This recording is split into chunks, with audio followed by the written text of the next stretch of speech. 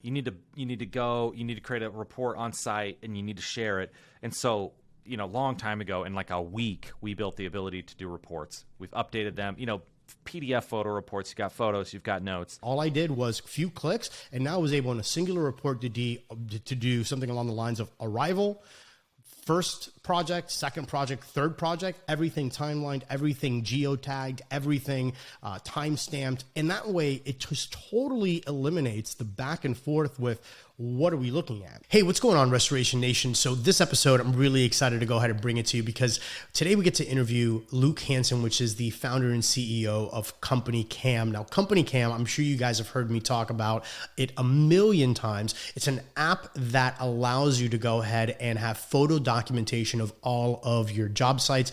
I've probably mentioned it tons of times on the podcast because, again, it's something that we use in our restoration business on a consistent basis. And the reason why I enjoy this interview so much is I always like to talk about innovative things that are happening in the industry, right? New tools and technology, things that are going to make our lives that much easier. But I also like to get a bird's eye view of the founders' thoughts while they were building their technology and their apps. Because typically especially with Luke, you'll see in the interview, he was asking very specific questions that the market had a void for, right? So there's this void in the market and he was able to fill that. And that was a creation of CompanyCam, which again is an absolutely amazing app. So we're going to take a deep dive into Luke, what he's doing in his business, and more importantly, what's on the horizon, which I think is going to be really interesting. And I think there's going to be a tremendous amount of value. Before we jump into this episode, I just want to give a big shout out to our sponsors, which is C&R Magazine. Head on over to cnrmagazine.com, as well as a big shout out to Restoration Referral System. Head on over to restorationreferralsystem.com/dominate. And we got a really special offer for you. Let's dive into the podcast. Owning any type of restoration business is demanding of your time, your energy, and resources. And that's why we're here. This is Restoration Domination. If you're a contractor in water mitigation, mold remediation, biohazard cleanup, roofers, or public adjusters, you'll learn how to dominate using some of the techniques and strategies that our guests will share. We'll interview top industry insiders, movers and shakers, hustlers and hackers, and anyone dominating their industry. This is Restoration Domination. Hustle, hack, and dominate. And here's your host, Rico Garcia. All right, Luke, man, welcome to the show. Are you ready to help us dominate? I am pumped. And yes, I think we can. I'm hoping to slightly contribute to the domination. I'm sure you will, man. So do me a favor, man. Let's just fill in some of the gaps to my intro and let all of our listeners know, Domination Nation, like exactly who you are and how you kind of got into the space that you're in right now. Absolutely. So my name is Luke Hansen. I'm the CEO of CompanyCam, which I'm sure many of your listeners are at least have heard of. I come from Nebraska, where it's in the middle. I try to get to Florida from time to time because you got out of this freezing misery here.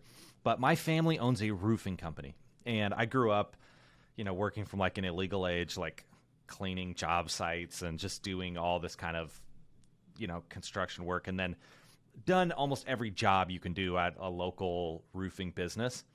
And so then, I went to college, dropped out of college, went back to college, bounced around, basically worked for my dad at this roofing company most of my life. And then about 6 years ago now, got the idea for CompanyCam from working at my dad's company. And then as a family, we split CompanyCam off. It started its own thing, and then it's gone well. It's going great. It always feels like at any given moment, it never feels like it's going as good. But then you kind of stop and step back, or you catch someone that you haven't seen for a couple of years, and yeah, so it's growing. We were originally selling to roofers. Now we are the customers across all sorts of contracting trades, but like especially restoration was one of our focuses this year, and we're seeing a lot of growth there. But so that's me. There's a ton more, to me than that. Like, I have a sign. says Bitcoin or die, which is not Nice. anything I would ever say, but they printed it up one day because like I'm into like Bitcoin, I'm into tech, I'm into. And I'm assuming I don't know, NFTs at this point as well, because if you're into Bitcoin, you have to be intrigued by NFTs. I'm not as deep. It's like I ran out of time lately to like put much thought into that.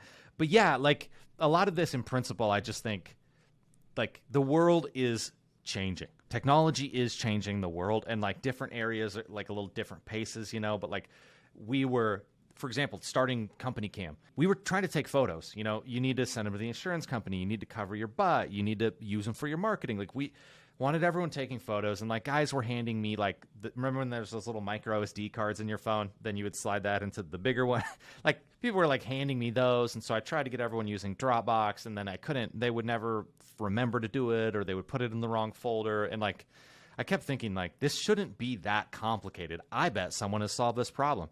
You know, went around looking for some app, and at the time, there just wasn't one. And I thought, okay, I'm just that right amount of like delusionally arrogant to think, we could do this. Why not do this? You know, other people are doing it. Let's try it. That's amazing. Which is, I think there's like such a big lesson there. Which, first of all, I want to give full disclosure to my listeners. So for those of you that have been following the show since the beginning, I honestly think that from episode number 1, I was already mentioning CompanyCam. It is a product that I personally have used before I met Luke, before they were a sponsor on the show. And they're not on the show because they're a sponsor. They're on the show because I genuinely love this organization so much. And anybody who knows me personally who hasn't used CompanyCam have probably had to sit through like a 15-minute rant of me showing them my phone and how this works. We need to capture that demo, Rico, and then use it. I feel like there's got to be some gold in there. Oh, dude, I'm sure that there is. So, but kind of going back to what you said, I think that the entrepreneurial spirit is exactly that, right? It's looking at the voids in the marketplace. And even for restoration contractors, for roofers, I really don't care what trade you're in. I think that there's a problem that every business owner has. And they just kind of battle through it because maybe that's the company that they were working for originally. That's the way that they were doing it, or their father showed them to do it this way. But they're not realizing that there's probably an easier way. And this is really where opportunity is created, right? Because if you can identify this uncomfortable situation for your business or something that's just not quickly, and it's not efficient, and for you to say, you know what, let me just be a little crazy as an entrepreneur and see if we can go ahead and put the right people in place to make this happen. I think that this is where we're going to see a lot of innovation in the business. Oh, absolutely. I mean, you get innovation inside your business just by saying, oh, this is frustrating, this isn't working. You know, you want to make some process better, or even like in your marketing, you know, like a lot of people try to sell to everyone, and you can hone in on just like, oh, like how do we stand out from everyone else? You know, innovating in just how you think about your business, how you talk about your business. But in our case, it was like this. It was stepping outside of the business and saying like, well, is there another business or another company, an app in this case, that would solve this problem? And it's like there's a lot of ways in which we got lucky. You know, we picked a kind of a universal problem in the sense that every contractor is trying to take pictures at job sites. Like no one isn't doing that. Or if you're not, it's because you're just not quite with it, or you're really small, or, something like that. Right. But everyone's doing it. And then it's generic enough. Roofers are doing it. Restoration is doing it. Landscaping is doing it. And the needs are a little, the specific needs differ in different areas. But the overall problem is that you can't be everywhere. And you have people out at all these projects, and you need to know like what the state of it is, what's going on, did that material get delivered, can we show the insurance company so that we can get paid? It's just, you're trying to answer all these questions. And so we thought like, okay, we didn't know any of that at the time about restoration. We just knew we needed to take pictures and get them organized by like the location, by the address. And so that's where we started. And we realized pretty quickly. Is it mind-boggling a little bit, like when you remove yourself? Because for me, as an entrepreneur, I remove myself from my daily reality. I try to do that as often as I can and just kind of like meditate. Mm-hmm. And this is kind of like my gratitude process for the day. And I was like, Man, this is crazy that we've been able to solve this problem. For you, looking kind of back, hindsight 2020, for you to say, wow, we're the ones that solved this issue. And the fact that it wasn't a void that was filled by somebody else. Yeah, it is weird to think about, because to think about what our aspirations were then and what our aspirations are now. And a lot of it, like, you see other people's stories and you hear the story at the end. You don't hear it really at the beginning. Like, you hear it when it all kind of fit together, or it didn't and it didn't work at some point. But like, having gone through this, like, started a company. I mean, now I think we got 140 people working here, like, you know, like, let's say successful, at least to some degree. And you learn along the way. Like, I remember thinking, if we could make $10,000 a month, we could pay 2 people to work at this company. Like, we could have a real company that people work at full time. That's an actual thing, you know, like that was like success. Right. And it's like, as you go and you take a concrete problem and you try to solve it, you start to see other areas where people just tell you, talk to smart people like Rico who are, let's say, using the app, and they're like, oh, yeah, this is awesome, but for us, we need to be able to do this, or if it did this thing, oh, that would be wonderful. And it's not always that, like, use you as an example, it's not always that you have the perfect solution, but you're closer to the problem, you know, right. And trying to find out the shape of how people are using your product, how they're using it sometimes in weird ways that can give you a hint into, like, oh, this is like a direction that we should go. For example, like in restoration, that reports are huge. Like, you need to create a report on site, and you need to share it. And so, you know, long time ago, in like a week, we built the ability to do reports. We've updated them, you know, PDF photo reports. You've got photos, you've got notes.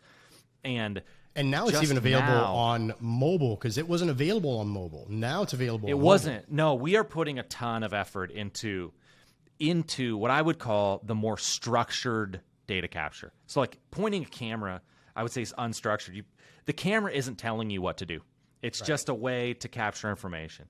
And a lot of times you need that information to be in a more, like, organized, structured format to make it more useful to you.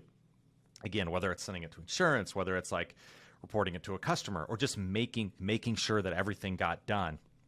And so we just maybe a month and a half ago released our, like, mobile reports, where you can build these reports on your phone. It's really smooth to just build like a photo report on your phone.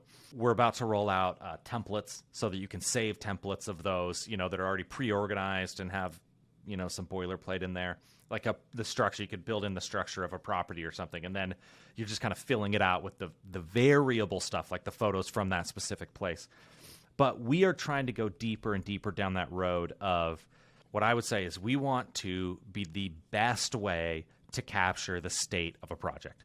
And a lot of that is in just like the simplicity of it, but a lot of it is what you can do with it once you've captured it, you know? So getting it in a form that is more useful to you than if you were just taking pictures with your phone. And so we've got these, like, these sort of checklists and these templated things that you can kind of follow and easily check things off and take photos of them, and then the reports. And we have some big stuff coming down that way, where we just want to make it so that anyone, how much or how little they know, can go out to a site and capture what needs to be captured, and then they can use that information throughout their business. You know, it's the reporting, it's the communication, it's sharing it for your marketing. Like, we're trying to kind of lean on that being the best way to capture it, and then expanding out from there. I can't even remember your question. I feel like I started getting excited about the stuff we're building and I lost track of it. But, that's perfect. I don't even remember my question, but it's okay, because we got a lot of ground to cover, right? Because this is like, and again, so going back to the mobile reporting, I remember, like, I saw it when the icon came out, and I was like, yes, perfect. Because before, what would happen is, yes, you would capture it in the field, whatever the case may be, but if for whatever reason you got a call and they're like, hey, I need this report, I kind of had to wait to get back in front of the computer and then go through that dog and pony show. Still a simple process, but it was just an additional step.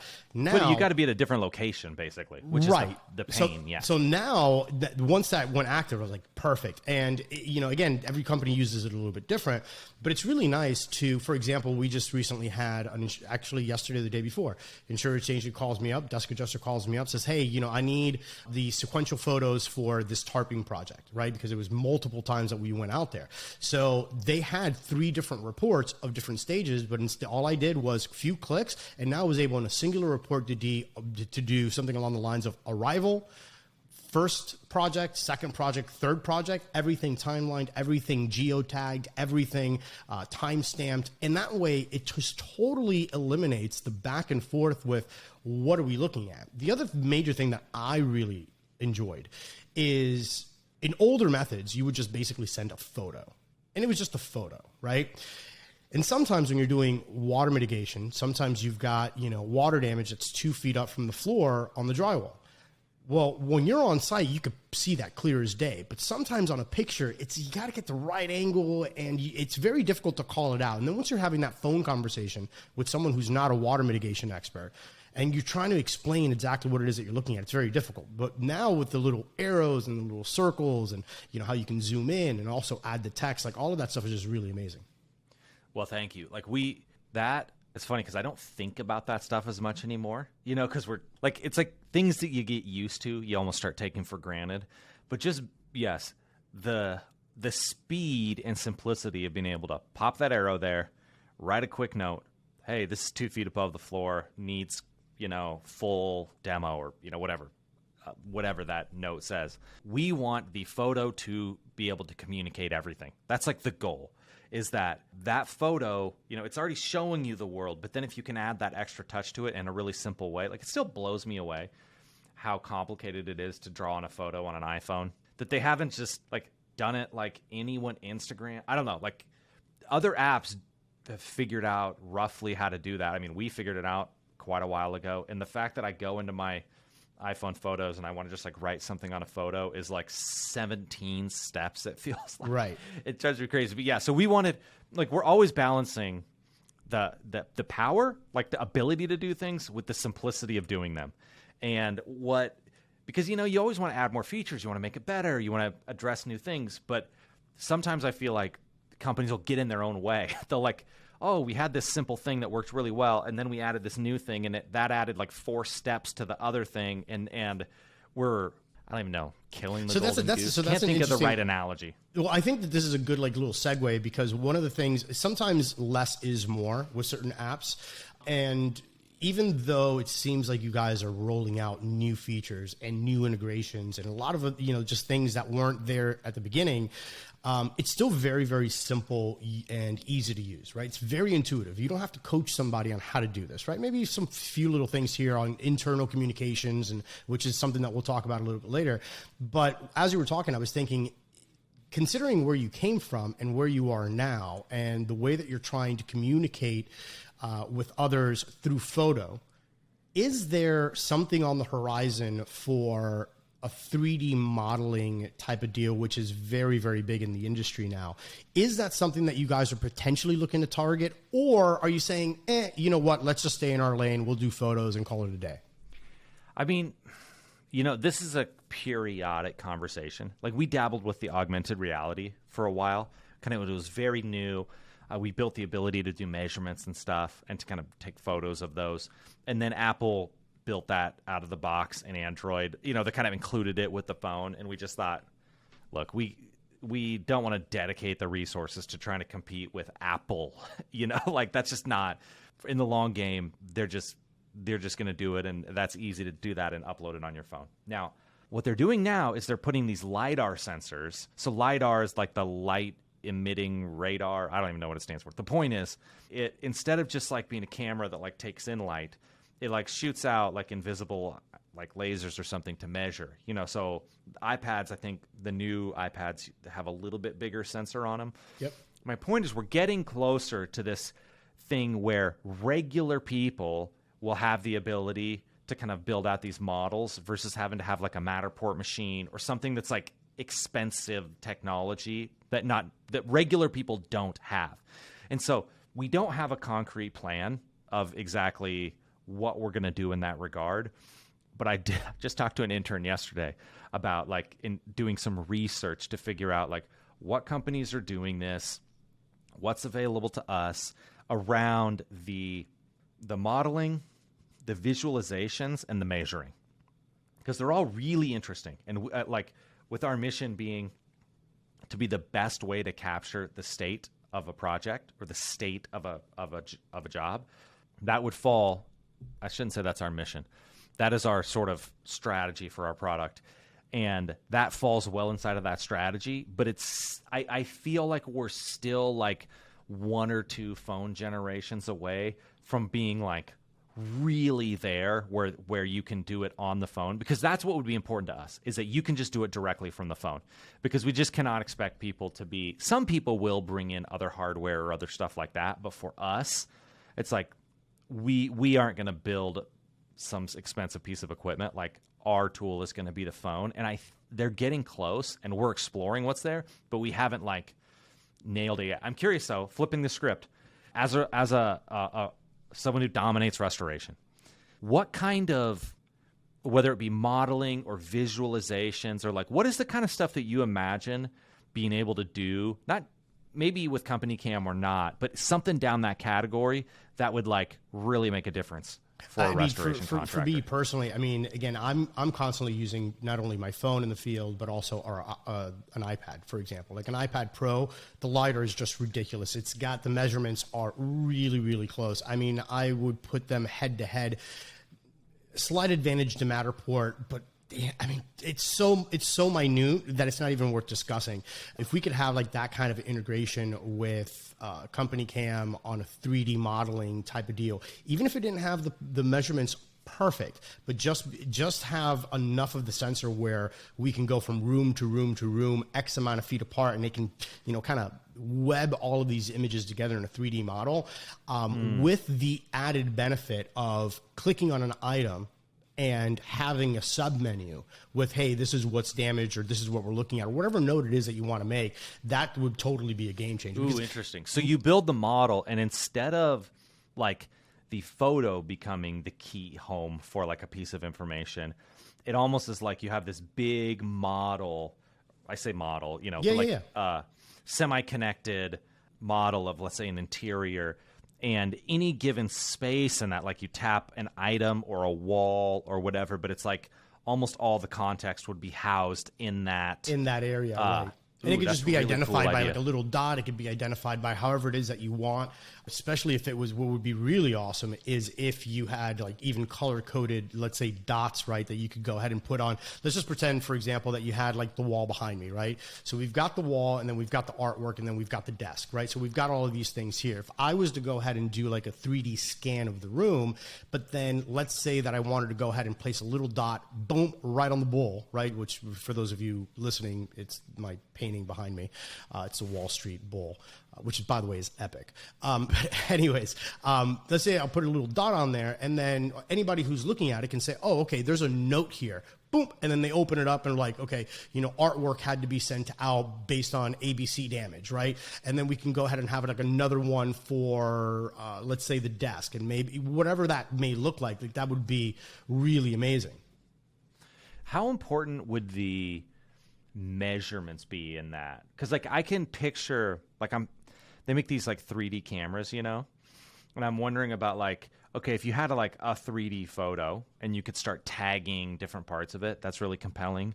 But then that 3D photo, while really fast and something that would like roughly map a little closer to what we're doing right now than a big model, do you use any apps right now to measure rooms like Magic Plan, or do you use any of these that like allow you to do that kind of stuff? Yeah, absolutely. And then also, even a lot of people in our industry use, like, let's say, for example, Xactimate, especially the ones that have implemented Xactimate mobile. Then they can go ahead and link up. Typically, they have a disto measuring tool, right? Digital measuring tool. Well, right from there, that same tool is basically You take the measurement and it reflects on your iPad as you're doing the sketch, right? So those kind of implementations are real and they're already there. The problem is no one has taken all of these little bits that are already out there, they're already in existence, and put them together in a comprehensive place.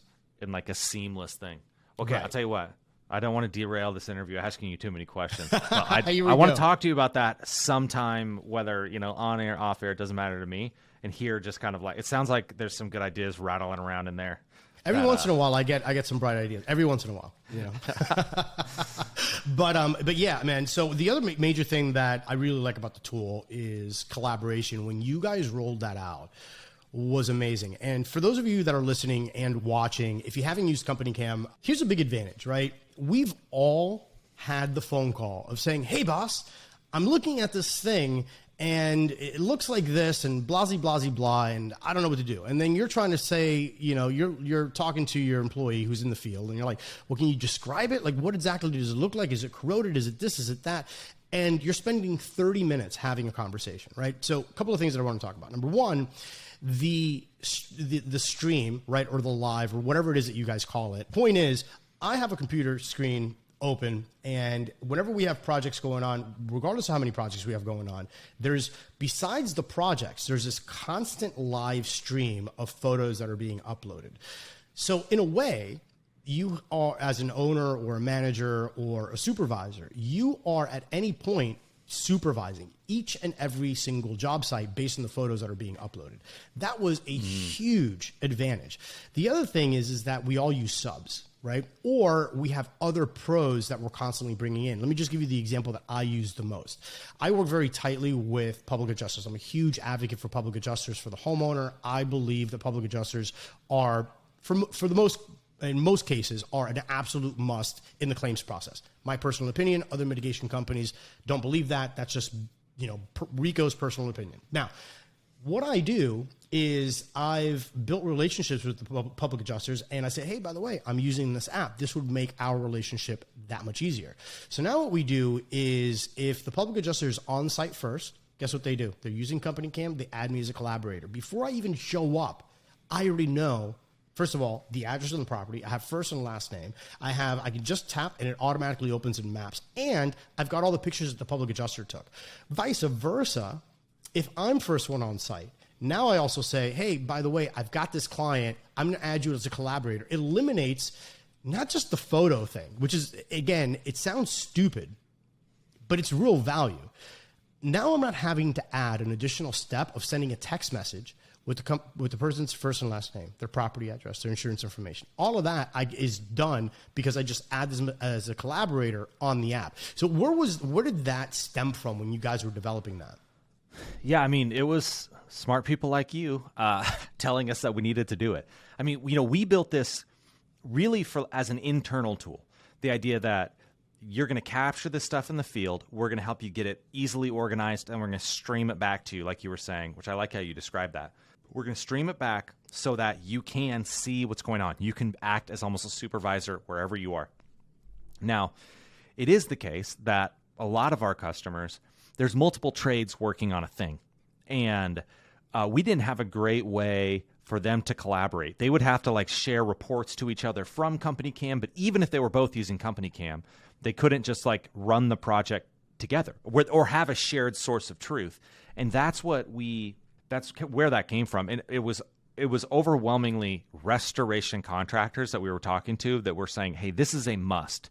Other people were excited about it and they use it, but in restoration, it just is the case that every project is different, but there's usually multiple trades that you want to have there. And that ability to just have that shared space where it's what they see, you see, what you see, they see. And it's just this common understanding and kind of for context and accountability is super powerful, but it really did come from restoration contractors. I mean, that's why we built that feature.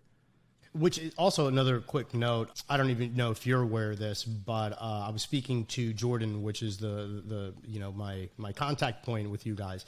And again, I think this is a testimonial to how receptive you guys are as far as a culture to really listen to what's going on. I was at an event a couple of weeks ago, actually last week before. and I was showcasing CompanyCam, and I was like, hey, this is what we use. But somebody was saying, hey, well, but I already use this like CRM, restoration CRM, and I don't really know if I want to add another thing. This would be amazing if it integrated with the CRM. Well, you guys have tons of integration. I know you guys use Job Nimbus, Contractor Cloud, Job Progress, Sumo Quotes, House Call Pro, Successware, Job Docs, and just to name a few, as well as Zapier, which, by the way, is an amazing app as well. Tons of stuff. But this particular CRM, you guys don't have an integration with yet. I literally just sent an email, and Jordan's like, hold on, let me get on top of this. Spent a couple of hours, a couple hours later, he reaches back to me. He's like, just spoke to the team. They already have something in the works. Thanks for highlighting it. We'll let you know as soon as it's done. So it's like the receptiveness to the marketplace. So here's the question here. Here's the question. At what point is too much noise, right? Like, because you can't be everything for everybody. Yeah, I mean, this is my problem. I go out, I talk to people like you, and I get excited. And then sometimes I get too excited and I'm like, we need to do this right now, that kind of a thing. So I don't think it's ever noise if it's feedback from a customer, right? Like there's something there because they're not satisfied. What it is on our side is just prioritization, is understanding, okay, what do we need to do first, second, third, fourth? And really what we're trying to do right now is to expand our ability to do more things at once, because we do want to connect to everything. And, we have what you'd call an open API. So if you use CompanyCam, you can just connect it to whatever you want. You can connect it via Zapier, or if you are another software company, you can just connect to CompanyCam. We're not stopping you, because we want to be the best way to capture, but then we want to share that. We want to get it where you need it to be. And we know that it doesn't all need to live in CompanyCam. We want to be able to help you with the reports and all of that stuff. But like sometimes it needs to go to this other CRM or to this accounting thing or just wherever. Like that's the thing. I don't care. I don't need to know. I just know that wherever you want it to go is where it should go.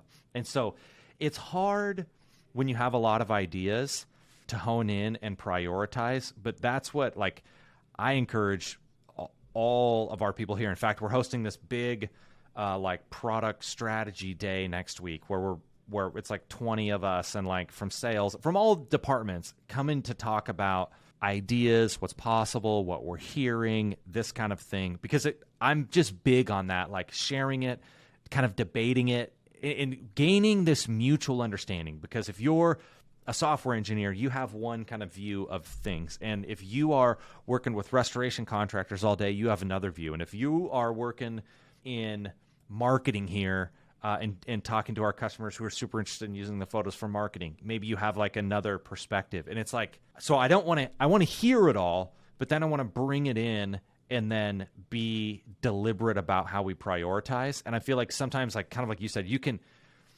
cut off too much where you're oh, can't even think about that right now. Don't tell me. And that's not great because I want to know what you think. But then I can go a little too far on the other side where I'm everyone switch priorities, and look this way. Right. And that's where we're trying to balance it. And it's just a constant, this is just one example of it, but it is just a constant struggle of where do you devote your resources, and which is good for the short term, but also good for the long term. Because we are trying to play the long game. We want to be the best over the next decade. And so things that might pay off really great, tomorrow or something like that, that's cool. We want to make money tomorrow. We want to have a great quarter, et cetera.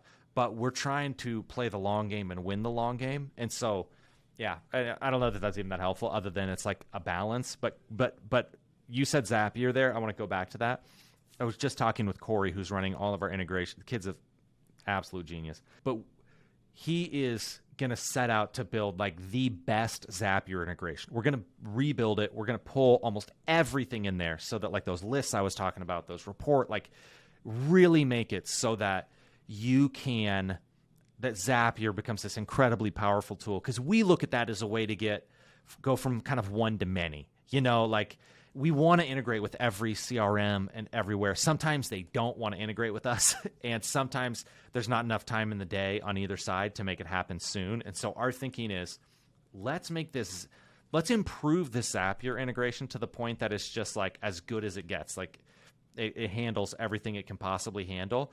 And then that's at least a stopgap so that people can solve their own problems. You know, you can, like, because most people I don't know that most people integrate with Zapier. A lot do, but we want to empower people to kind of like get into whatever other tool they use, and that's like the biggest opportunity we see from that integrations angle. But eventually, we'll get to every single platform, restoration software integration that will have us. Hey, Restoration Nation. All right, so let's just talk real quick about how to go ahead and make more money for your business. And that's why I want to go ahead and give a big shout out to our sponsor for the show, which is Restoration Referral System. Now, if you head on over to restorationreferralsystem.com/dominate, we got an amazing offer for you. What is Restoration Referral System? Very simple. If you're in the restoration business, you understand that homeowners have insurance agents. So this is a system that was developed in order for you to leverage those relationships with insurance agents to go ahead and get you flooded with more business through referrals. A step-by-step system that's outlined for you with sales scripts and everything that you need to know. And the beauty is the simplicity of the system. Once you see it, you're going to have this huge aha moment. And more importantly, this could genuinely move the needle for your business. Head on over to restorationreferralsystem.com/dominate and enjoy. Also want to give a big shout out to C&R Magazine. Head on over to cnrmagazine.com. Look, you're in the restoration business. A lot of things happen, right? New players entering the market, new technology, new events. The bottom line is that there's a lot to keep track of. So if you head on over to cnrmagazine.com, get your subscription. Guess what? You can keep your finger on the pulse of the market. Know what's happening in your industry, new players that are emerging in the industry, new changes that you need to be aware of. CNR Magazine is giving you that voice. Head on over to cnrmagazine.com. Get your subscription today. All right, so now we're back. Real quick, let's talk. I want to take it back again, and let's talk about the sales conversation, because this is what's really funny, right? Everybody sees the success now. Maybe you have a huge sales team, but the bottom line is that people could just go onto the site now and just buy CompanyCam, right? They could just subscribe to the service. But in the beginning, you had to sell this to somebody. You had to be like, oh my God, I've got this thing. It's amazing. What did that process look like to get early adopters in the door? Oh, yeah. I mean, it was kind of ugly. I'm not going to lie. Like, in hindsight, everything looks good, kind of like I was saying earlier. But here's the first thing that was hard to sell is people to work on it. You know, you want to find a really good engineer, really good designer, really good, like, salespeople, especially at the beginning when you have almost nothing, right? Like, you're trying to get something going, convincing other people or helping them see what's possible. That's the way I like to think about it, actually. Because if you think of it, sometimes convincing feels like arguing, whereas I feel like I saw this big opportunity and I just had to help other people see this opportunity because they didn't see it. They weren't in a position that they even could see it, you know. So I had to like show them this is what is possible. Now, when it came to selling customers, we did a lot of like Facebook ads, and we just started kind of trying to like get the word out there a little bit. And then what I tried to do, and I've gotten better at this over time, but I talk too much. You know, sometimes you get in your own way talking rather than just asking good questions. But it really was to find out, hey, are you guys taking photos when you're out at these projects? And most people are like, well, yeah. I'm like, do you have those? Because at first it was around organization, saying something like, do you ever have any trouble like losing any or having to go back out or having to dispute because you just can't find them? And often it's like, oh yeah, there was this one time where, you know, X, Y, Z. And so I would try to understand what they were doing right now and what the pain is they were feeling, and then see if I could show them how our solution was going to solve that problem. They weren't going to feel that pain in the future. So I do a lot of that around asking questions, and what I try to avoid is just telling people about features. Because if you don't know their problem or what they're worried about on any given day, telling them that they can publish their photos directly to their website and it's going to crush their marketing, it might be interesting. But if they're not having a problem with that right now, they're not going to buy, you know, in that sense, if that's not kind of like on their mind. So we ran Facebook ads. Then when people would create a trial, I would call them, and I was my one little sales guy service trying to talk to them about it. But it was still really early, and I still struggle. You said this earlier, and I still really struggle with this. People understand when they're disorganized. Like, it manifests. You know that you're disorganized. You think, I should get better organized. But what you were saying about like kind of seeing the photos come in, and that once you've kind of pulled all of this out of like folders on your desktop, it's no longer that. Now it's a stream of photos coming in that are connected to projects, it's all searchable, etc. But trying to explain to people how much that like changes how you can run your business, because you can just see things happening and you can catch problems before a week down the road or a month or a year. Like you're watching it all happen, and no one wants to go back from seeing and knowing all of that to before, when they didn't see it and they didn't know it. And you said you get to be a supervisor from anywhere, which I thought, I've never said that. I've never heard anyone say that, but it immediately resonated with me and felt like a step closer to me trying to explain how valuable it is to see all of this stuff without having to drive out there, without having to shoot someone a text, without having to dig for it in a folder, just having it sort of delivered to you. And that continues. Like, I know how important it is. I just don't know how to say it. Well, even beyond that, right? Just there's the hidden value also from this, remote supervisor, if you will, is you've got the finger on the pulse of the project. Meaning, if an hour goes by, no pictures have been uploaded, you have to start asking yourself, wait, what's going on? Like, why is there, you just started the demo, we should have pictures. Why don't we have pictures? Did they forget? Are they slacking? There's a lot of like hidden value when you see this stream. So it's so funny, man, because you can't always quantify everything, right? And sometimes you have to get like different opinions of like, well, what quantifies this for you? Well, this is where I find the value. This is all these little areas, right? And that's one of the ways that we use it. But the biggest part in the beginning for me, when I first started using it, my biggest takeaway was I didn't have to scroll through my phone for 35 minutes to find a picture of my baby boy or of this restaurant that I took a snapshot of. Like, I was no longer clogged up with thousands of job site photos. For me, that was the biggest like breath of fresh air. I was like, oh, because again, for those of you that don't know, when you're using the phone, the app, there's a couple of ways that you can do this. Number one, I should probably let you explain it, but I'm already on it. No, I want to hear you do it. So there's a couple of ways that you could upload. Number one, you could open up the app right from wherever you are. Boom, you snap your product pictures. Listen to me, I'm already thinking e-com. You snap your project pictures, and whether that's 1 or 100, and you'll see a little count, and you can make your annotations, and you can, or you can just go back to it later on. But then at the upper left-hand corner of the screen, you just hit done, boom, and it just starts uploading into the cloud. If for whatever reason you don't have internet connection, it's no big deal, right? Or the app is running slow, which again, it's technology, it happens sometimes, right? But whatever the case may be, if you need to use your phone's camera, right? Great, you use the job camera. You go back into that app later on, and you select the project, and then you just select all the photos, which is a quick swipe of your finger, and hit submit, upload, boom, and it just uploads everything, and now your phone is no longer clogged up. That, to me, my friend, was huge. That I always joke about, hey, you find a contractor, and I promise you, if they let you look at your camera roll, God knows what you're going to find in there, but what you will find is a whole bunch of pictures of whatever kind of work they do. I mean, it'll be like, whoa, wet floors, wet walls. It'll be thousands of pictures of roofs, and then it'll be their kid doing a cartwheel. And there's no distinction between their personal life and their work life. Right. And that sort of simple distinction that you take the photos in CompanyCam or you upload them in there, that's where they live. Then your phone is for personal photos or, like whatever else. It isn't clogged up by all the things you're doing at work, and those photos aren't taking up space on your phone.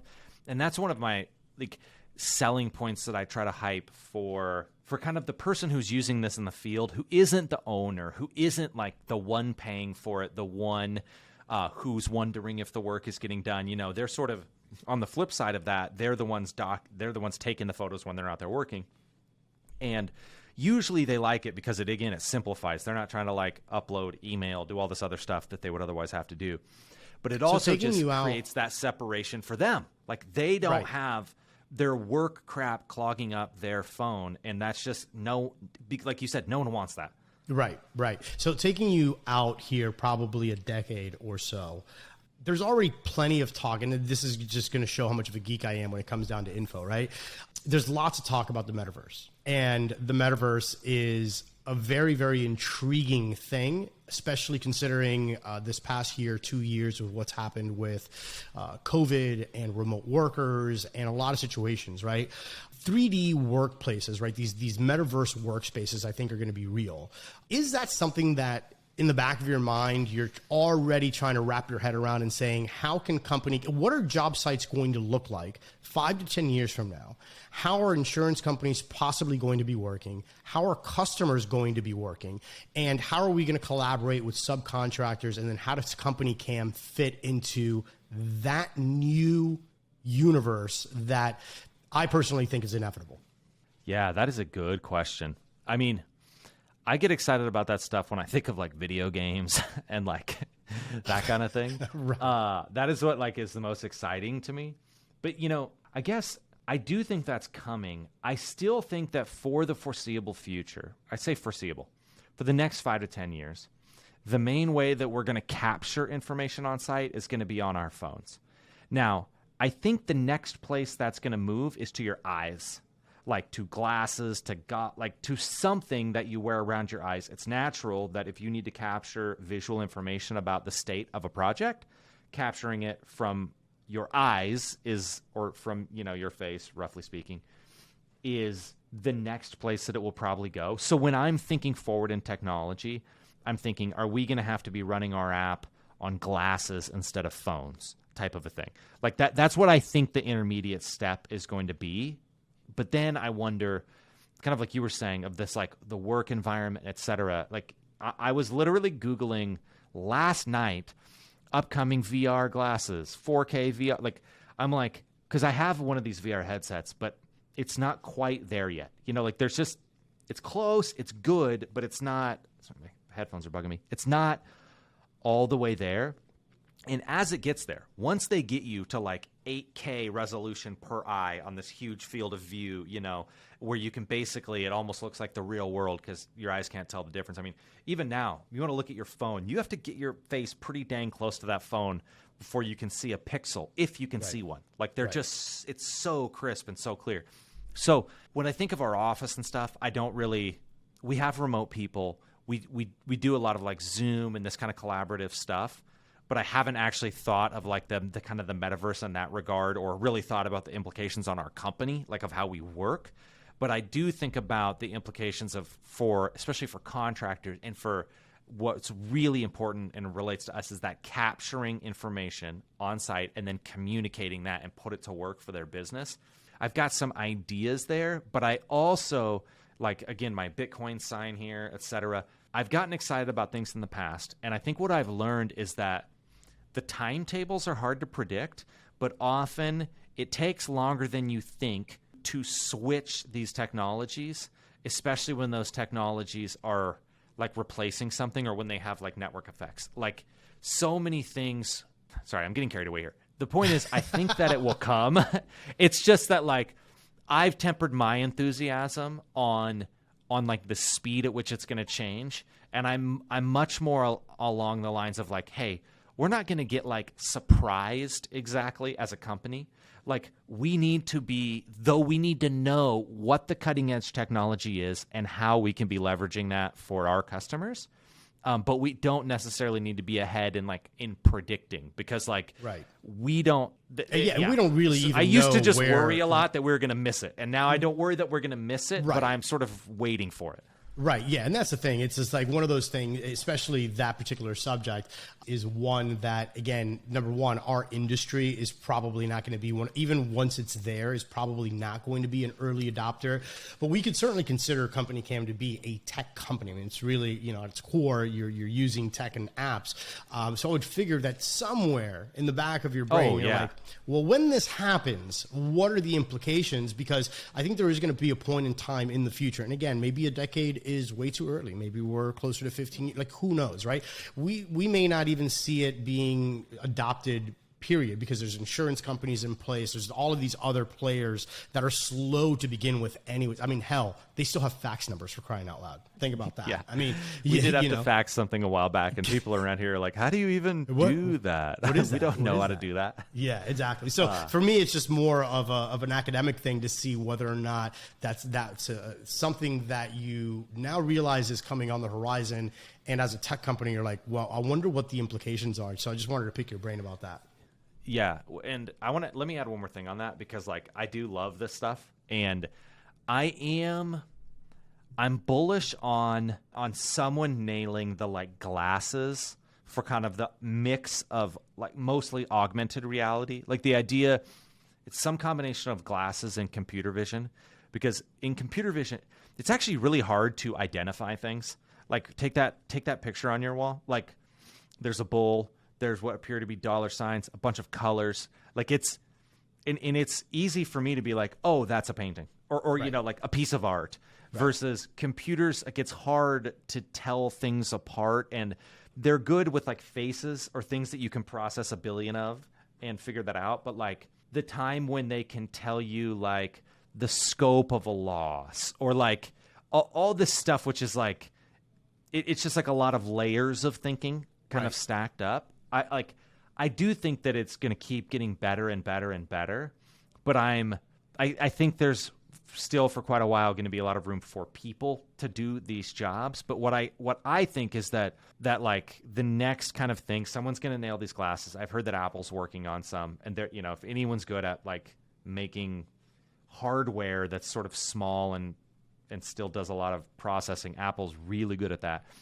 And it's really interesting to me of the idea of being able to walk around and look around and have those glasses, almost like you were talking about building the 3D model and tagging things, being able to do that while either thinking or speaking to a pair of glasses or having it capture things and categorize them and let you kind of, without even having to hold something in your hand, just be able to either point at things or start categorizing. That is exciting to me, but I do think it feels like it's the 5 to 10 years out. But then, I don't know. The biggest way to become an idiot is to make a strong prediction about the time that it will take a technology. Because it'll either happen next week and it'll be this guy's way behind. And or you it'll never be know 50 years down the road. What's going to stick around or what's going to be hot. You just really don't know. I mean, just look at, the lifespan of... just movies on DVDs, right? Remember the old school laser discs, that was supposed to be the next big thing. And it's so you see technology that's supposed to be really good that doesn't get adopted. And it was amazing technology, but it just doesn't get adopted for whatever reason. And then the society just moves on to something else. So I just really think that those things are interesting. I have become a huge, again, I'm going to say to use the Bitcoin example, network effects. When you have network effects somewhere, those are so hard to push out.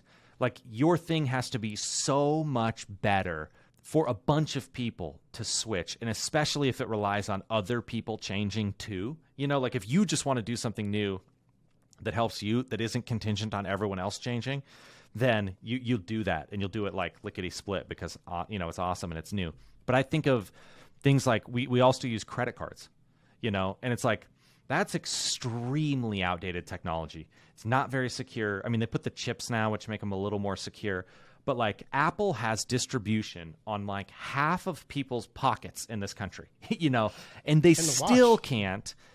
And and they still can't. They still can't kick out these credit card companies and these credit card boxes that are being paid for at places, because it's it's just like the dynamics are so hard when there's an existing network and you have to kick out that network in order to do the next thing. And so I don't know that that actually like apply. It's not a one-to-one application of what we were talking about, but I look at that now, and a lot of it is because I was huge on Bitcoin. This is going to be, and I'm like, this is going to happen next week or something, that type of thinking where you're just super excited. And then you realize, yeah, I think it's going to happen, but it's just going to take a lot longer because there is this existing network and this one's going to slowly replace it over time. And I'm thinking in a similar regard to these like phones, like we're holding phones, and I just think pushing these phones away and like either replacing them. Like, I don't think you're going to really be able to replace them because phones came on, like smartphones came on lightning fast because they weren't really replacing something. They were giving you this new capability. You still had a computer if you needed it. Then they just slowly eat away more and more of what you do on a computer, though, we're looking at each other on computers, so it's not 100% yet. And I think it's going to have to be something like that with this next level technology. Like, it's going to be like an addition onto this that then will slowly eat away at all the things you would do on your phone, you'll do on some other thing. But sorry, you got me going, man. You got me excited about all of this stuff, and you picked the wrong guy because I could go for days about this. That's amazing. So what's next for CompanyCam? Is there a particular segment in the market that you're really looking to go after? I mean, I know that right now restoration is kind of in your crosshairs. Is there any other sector of the market that you feel is underutilizing the software? I mean, we are trying to go through different trades and sell into trades. Like, restoration is a huge one, and there's like such an obvious need for CompanyCam there that we're like pushing really hard at that. What for me, like, the big thing we're running with right now is we want to obsolete the notebook. We do not want to have you carrying around pen and paper or some sort of worksheet or something like that. We want you to be able to capture kind of everything about the state of that project in CompanyCam, and we want to have that be one seamless experience. What's the moisture reading? Blah, blah, blah. Take the pictures. Just have it be this one seamless experience where you can capture all of this and then make it super simple for you to, well, A, to spit out a beautiful report, B, to get it where you want it to be. Whether that's in Xactimate or you name it, like just get it out into some other software, into an Excel sheet or a Google Drive, doc or something. And so that's what's super exciting to me. And then next to that, we just released this feature which we call showcases. And it's like a widget you can put on your website. It just runs. It looks like it's part of your website, and it looks really good. But it's a way for you to publish your CompanyCam projects directly to your website. And so we are feeling like we've done a lot to help people with kind of the operations, the accountability, the communication. But all of this content that you're capturing, these photos, videos, these are valuable in your marketing, in your growth of your company. And we wanted to figure out, okay, we're holding all of these for our customers. How do we make them more valuable? And the idea that instead of you having to go to your website and like, I don't even know how to get on our own company website and upload a photo gallery. And I'm good with websites, but like trying to say, how do we make it so easy for you to share this onto your website so that people can go through and they can see your great work? They can filter it by like what kind of job it was, maybe by what materials you used or what products, etc. But where they can go in there pictures, things like that. Before and after, yes, like the idea that you can. It runs in this widget that like it says like our latest work. It's really cool, but that is something I'm super super excited about. Is how can we help our customers in showing off their great work, because like we're the stewards of that in a sense. Like we're the ones holding all of those files.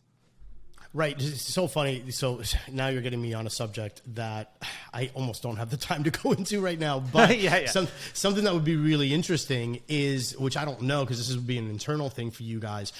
What's the metadata look like when we save it? I know that there's obviously geotagging on all the photos. I mean, we could choose to toggle it on or off. But typically, just to give you an example, so most people take a picture if they're going to use it for SEO purposes, right? To take a picture on their SD card or whatever. And then for proper SEO, you're supposed to name that file, right? And then once that file is named, then you upload it. Make sure that you geotag it. If it hasn't been geotagged, then you upload that into Google My Business, and then that'll help your local rankings and all of that stuff. What would be really awesome, and I don't know if you guys have already implemented this or not, but if there's a way to download, let's say that as pictures are being uploaded, that metadata is already there, meaning longitude, latitude, and you could even have a spot on where it's like project type. And let's say, for example, you could, in that area, you could do like water damage and then city. And this would be obviously still good for reporting, right? For us, period. But then also that now that metadata is there, so it eliminates one step. So I could just go to CompanyCam, download my pictures, and upload it directly onto my website and Google My Business. Now there's this real meaningful SEO push just by, eliminating those steps. Yeah. So we do leave some metadata there. Like on the thing I'm talking about, the widget where you publish them directly to your website, we wipe a bunch of the metadata out of the photo. Right. We keep it, like you can filter it by the location, like the city. You can filter it by the project type, which is like, water damage, or you can filter it by the products used, or a combination of the above, because like the idea is that like we want to turn your website into like a mini Pinterest. Right. We want to make it easy for your customers to come in and get sucked in and be like, oh man, they did great work on this one. Oh, look at this. Oh, I really like that countertop. Like that type of stuff, to where they can just see it. But we also want to be careful because we don't want to give away sensitive information. It's like we don't show the address. Right, of course. We say right. that it's like near this area or that's in this zip code or something. Just something that's like, it's near you, it's relevant, but it's not like this is exactly where it is. And we even have to go so far as to go to the photos, and it's called the EXIF data. That's how your phone, like, if you share a photo, like if you just text it to someone and they know what they're doing, they can open up that file or process it through a website, and it'll spit out like, this is the phone they were using. This is their exact GPS location when they took it. Like, it's got all of this, like this is the color profile. It's got all of this metadata, this EXIF data on that photo. And we wanted to be really careful that we weren't sharing that with, like, especially if you're taking photos of the interiors of people's homes, that like when that if you share it through us, like to publish it to your website, that it won't lead them directly right into someone's house. But in CompanyCam, you can download that stuff. You can upload it to Google. Like our head of marketing sent me a link earlier that like Instagram opened up their API. So we're talking about just letting you publish some directly to Instagram. Just like, it's like, how do we make it easier for you to show off your work and to get more customers? Like, which is amazing. Because we're in a position like to help people do that. And so we're exploring those ideas. If you have an idea, if you're listening to this podcast and you have an idea, shoot me an email, luke@companycam.com, luke@companycam.com. I will probably read your email. So besides that, now that you've started mentioning your contact info, if someone wants to contact you personally, follow you online, where could they reach out to you at? Besides your email that you just gave. Emailing me, like if you want to email me, heck, I'll read it. I get emails, but it's not crazy, and I like hearing from people who have good ideas. Following our socials, literally during this podcast, girl walked up, started taking a video of me through the window of my office, and I know that she's writing something funny on like Instagram about it right now. But it's just like I think it's at CompanyCam app on Instagram, at CompanyCam. My handle is at ProfeLuke, ProfeLuke, ProfeLuke. And but I'm down. Like I love getting feedback and ideas, or even questions, like you name it. I'm happy to glance at that. And so yes, please feel free to get in touch with me.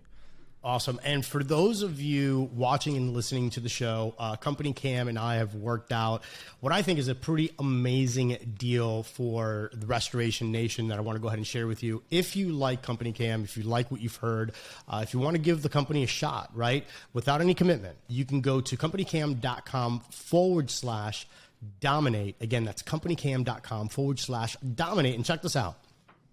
14-day free trial, which is great because now you could test drive this bad boy and see how well you like it, which, again, if you like it half as much as I do, you're going to get the app. But then we sweeten the pot even more, which I don't know if Luke was very happy about this, but we sweeten the pot even more. And Once a 14-day trial is up, you're not even going to be fully committed yet. We're going to give you 50% off for the first 2 months of service, which is absolutely amazing for what you're going to get. So again, go to CompanyCam.com/dominate and get your 14-day free trial. And that way, hopefully you will rant and rave about it as much as I do. Hopefully, Rico. Hey, Rico, before we go, I know you guys use like checklists and things at your business, inevitably. We need to touch base one of these days because I want to build some like standard restoration, like checklists type of things for when you're doing different parts of the process. And I feel like I want to get that out of my head so that we can get together on that sometime. That or I just That's awesome. As a matter of fact, this would be a like good 20 opportunity. outside.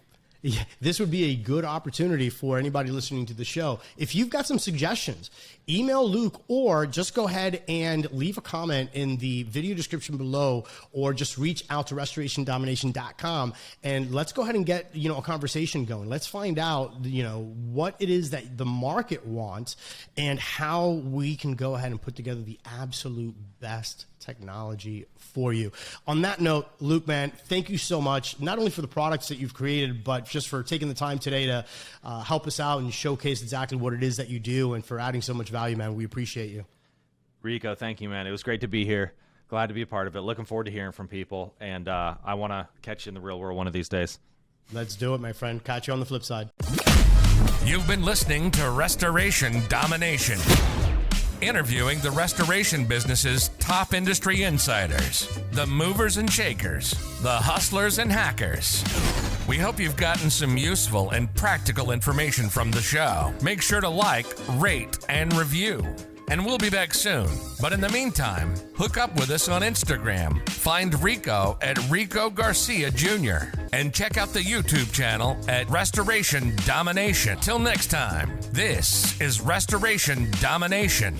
Hustle, hack, dominate.